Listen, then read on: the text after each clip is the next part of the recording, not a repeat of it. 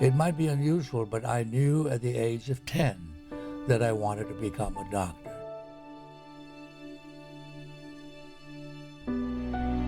I knew at the age of 10 that I wanted to become a surgeon. It was kind of interesting because our troublemaking was limited to going fishing, to playing hooky. Yeah, that was troublemaking. No, my father was a writer, a publisher. He was an executive with the Great Indian Peninsula Railroad, one of the greatest railroads in India. But he was not a doctor. My father had passed away when I was 13 years old. Another uncle was a doctor. There were many doctors in my family. It was a life of service, of dedication. Goa is 200 miles or so south of Bombay, alongside the west coast of India. The people of Goa were a very warm, fun-loving, music-loving, and that's where I learned music also. The Beatles had come to Goa and lived on the beaches. It was hippie. It was hippie land. It really was in the 60s and 70s.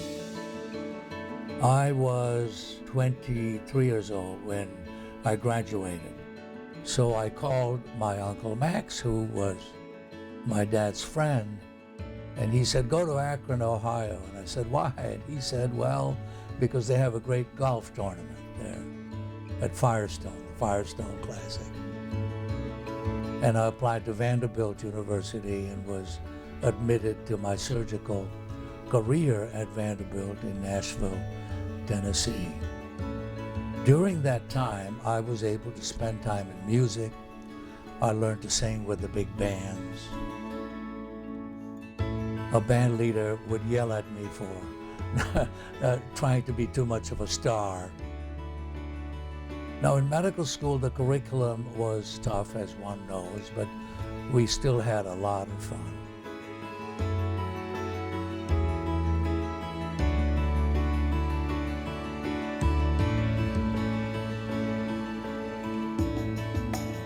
You know, as I went through the curriculum, as I went through the residency, I just knew I wanted to be an academic surgeon.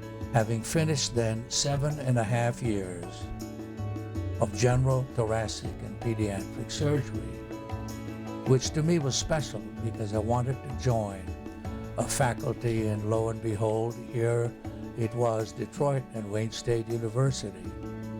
And I fell in love with Detroit. The Detroit Medical Center was developing, and it was all coming together right in the inner city at Woodward and Mack, and that became home. The focus always was the teacher, the practitioner, and the research scientist, and that has been my life.